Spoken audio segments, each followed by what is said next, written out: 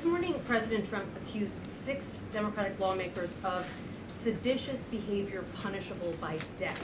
Just to be clear, does the president want to execute members of Congress? No.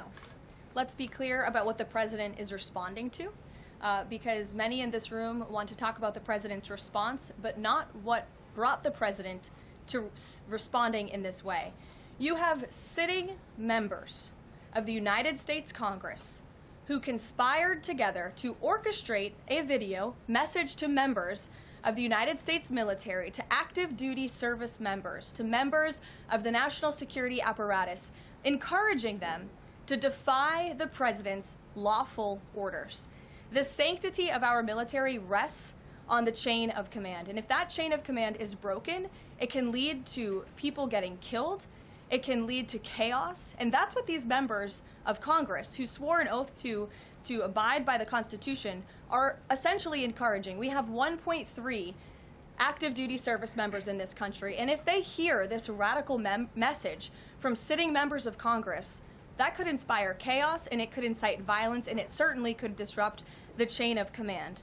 These 3 members of Congress, I will also add, knew exactly what they were doing. You look at Alyssa Slotkin. She's a former member of the CIA. Mark Kelly was a captain in the U.S. Navy. Maggie Goodlander was a naval officer, and notably, she is also the wife of Joe Biden's national security former advisor, Jake Sullivan.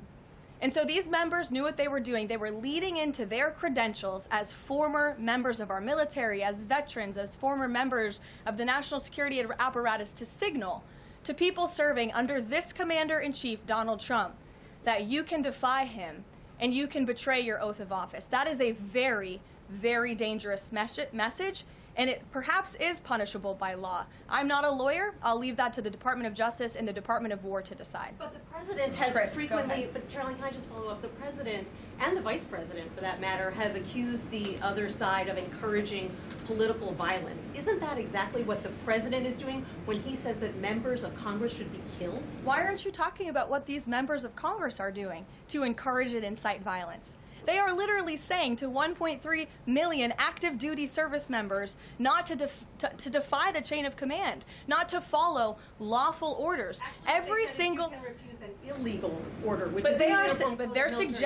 they're suggesting, Nancy, that the president has given illegal orders, which he has not. Every single order that is given to this United States military by this commander-in-chief and through this chain of command, through the Secretary of War, is lawful. And the courts have proven that. This administration has an unparalleled record at the Supreme Court because we are following the laws. We don't defy court orders. We do things by the books.